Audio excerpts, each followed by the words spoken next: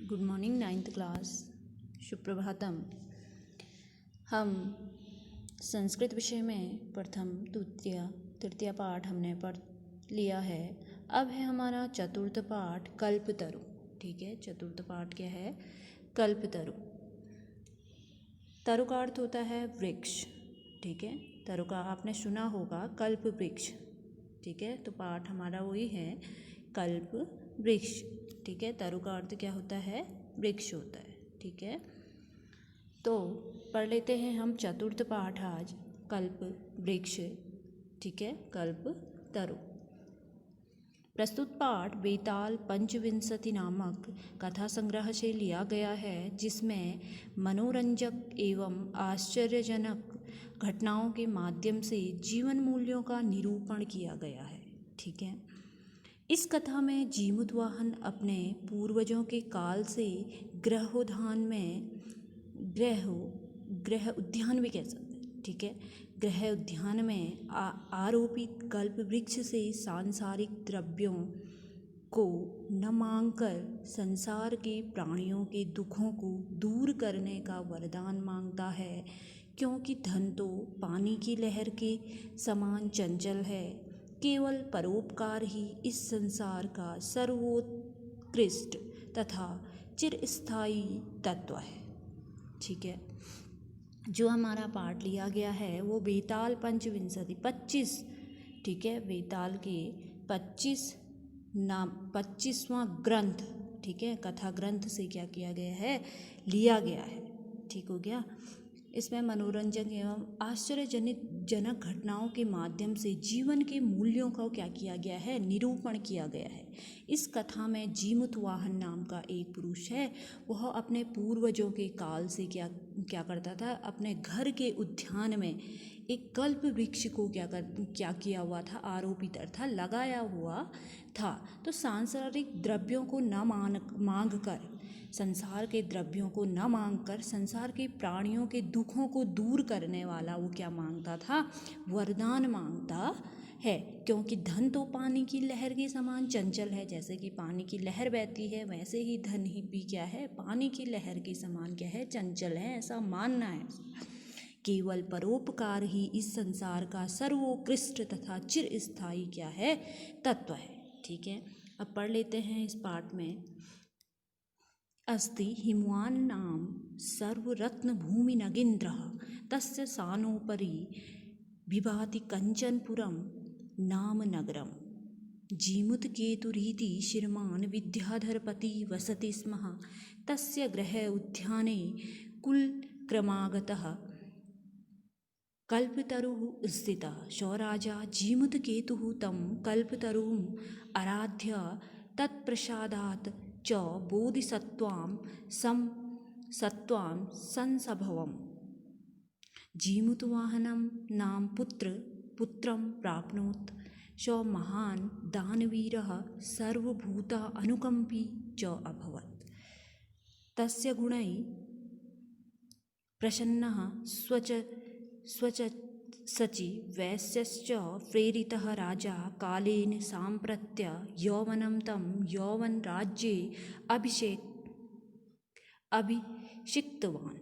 यौवराज्ये स्थितः स जीमूतवाहनः कदाचित् हितैषिभिः पितृमन्त्रिभिः उक्तः। युवराजः, योऽहं सर्वकामदः कल्पतरुः तव उद्याने तिष्ठति, स तव सदा पूज्य अस्मिन् अनुकूले स्थिते शक्रोऽपि नामस्मान् वादितुं शक्नुयात् इति। ठीक है,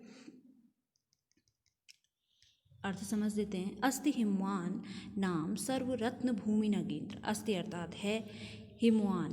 ठीक है, कह सकते हैं रत्न का रत्नों की भूमि। ठीक है, अस्ति अर्थात है रत्नों की भूमि। पर्वतों का राजा कौन है? हिमालय है। नगेंद्र का अर्थ क्या होता है? हिमालय। ठीक है, पर्वत जिसे कहते हैं हिमवान, पर्वत। तो जो सब रत्नों की भूमि, पर्वतों का राजा कौन है? हिमालय है। अस्ति पहले दिया गया है। सब रत्नों की भूमि पर्वतों का राजा क्या है? हिमालय है। तस्य सानोपरि विभाति कंचनपुरम नाम नगरम। उस पर्वत के शिखर पर, सानो ऊपरी, ठीक है, उस पर्वत के शिखर पर कंचनपुर नाम नगर है। ठीक है, उस पर्वत के शिखर पर क्या है? कंचनपुर नाम का क्या है? नगर है। वहाँ श्रीमान विद्याधरपति जीमुतकेतु रहता था। जीमुतकेतु श्रीमान विद्यापति वसति स्म, वसति का अर्थ होता है रहता था। ठीक है, वहाँ कौन रहता था? श्रीमान विद्याधरपति जीमुतकेतु रहता था। जीमुतकेतु रीति श्रीमान विद्याधरपति वसति स्म। श्रीमान विद्याधरपति जीमुतकेतु वहाँ क्या करता था? रहता था। वसति स्म अर्थात रहता था। तस्य गृह उद्याने कुलक्रमात् कल्पतरु स्थितः। ठीक है, उसके गृह उद्यान में, घर के उद्यान में, उसके तस्य अर्थात उसके घर के उद्यान में क्या है? वंश की परंपरा से कुलक्रमात् अर्थात हम कहते हैं ना हमारा वंश, ठीक है, पहले से मतलब कुल वंश परंपरा से प्राप्त कल्प वृक्ष लगा हुआ था। ठीक है, पहले से वंश के परंपरा से प्राप्त क्या लगा था? कल्प वृक्ष, कल्प तरु अर्थात वृक्ष लगा हुआ था। ठीक है, लगा हुआ था। ठीक हो गया, कल्प लगा। सौ राजा जीमुतकेतु तम कल्प तरुम आराध्य तत्प्रसादात् च बोधिसत्वं संभवम जीमुतवाहनम नाम पुत्र प्राप्नोत। अब कह रहे हैं कि उस कल्प वृक्ष की पूजा करके, उस कल्प वृक्ष की क्या करके? पूजा करके, ठीक है, आराध्य अर्थात पूजा, ठीक है, पूजा करके तथा उसकी कृपा से, तत्प्रसादात, प्रसाद अर्थात कृपा, ठीक है, से उसकी कृपा से राजा जीमुतकेतु ने बोधिसत्व के अंश, राजा जीमुतकेतु ने बोधिसत्व के अंश से उत्पन्न, बोधिसत्व के अंश से उत्पन्न जीमुतवाहन नाम का क्या किया? पुत्र को प्राप्त किया।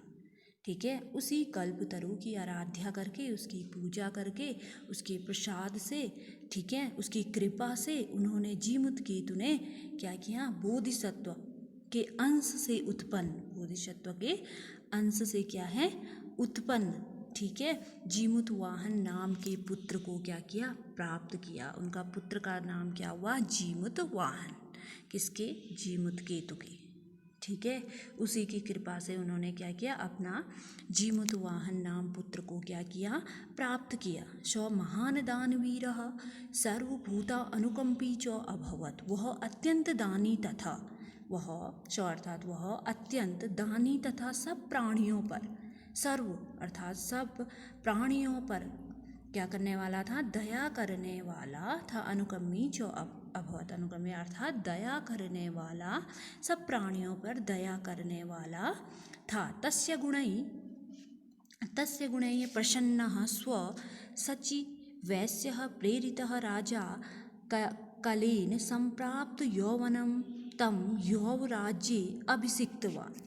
कह रहे हैं कि तस्य गुणे, उसके गुण से, उसके गुणों से प्रसन्न, तस्य गुणे स्वचरिवैस्य प्रेरित, प्रेरित अर्थात प्रसन्न, ठीक है, उसके गुणों से प्रसन्न तथा मंत्रियों, राजा, ठीक है, मंत्रियों से प्रेरित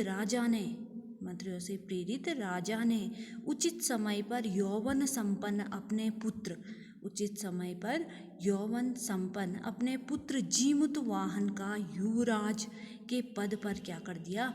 अभिषेक कर दिया। यौवन राज्य पे क्या कर दिया उन्होंने? यौवन संपन्न अपने पुत्र जीमुतवाहन का युवराज के पद पर क्या कर दिया?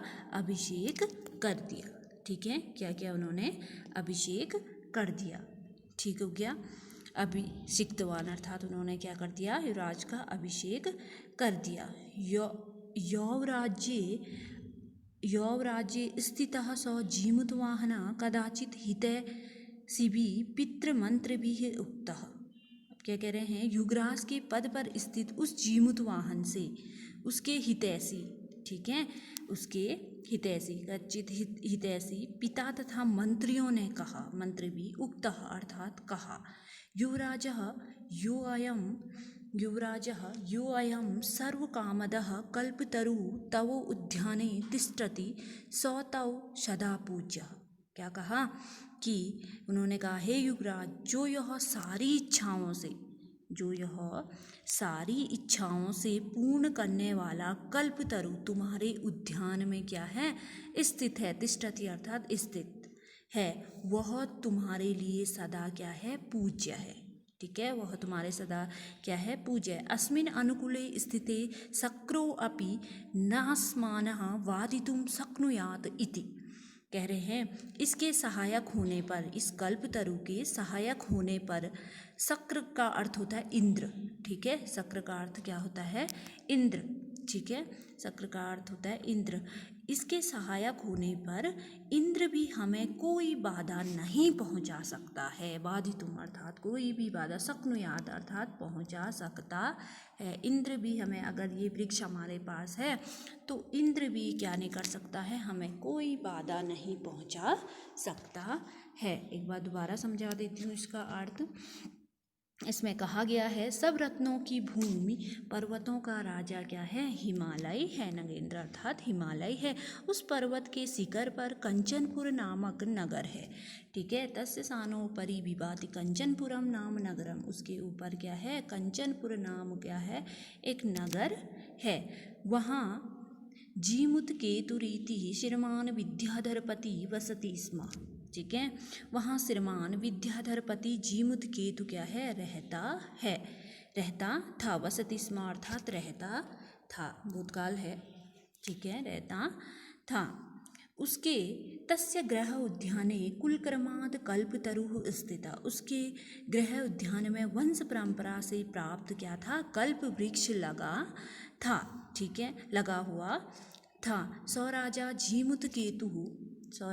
जीमुतकेतु तम कल्पतरुम आराध्य तत्प्रसाद च बोधिसत्वं ससंभवः जीमुतवाहनम पुत्र प्राप्नोत। ठीक है, उस कल्प वृक्ष की पूजा करके, आराध्य अर्थात पूजा करके, कृपा से राजा जीमुतकेतु ने बोधिसत्व के अंश से उत्पन्न जीमुतवाहन नामक पुत्र को क्या किया, प्राप्त किया। ठीक है, प्राप्त किया। ठीक है, वह अत्यंत दानी तथा सब प्राणियों पर दया करने वाला था। सो महान दानवीरः सर्वभूता अनुकंपी च अभवत्, वह सब प्राणियों पे क्या करने वाला था, दया करने वाला था।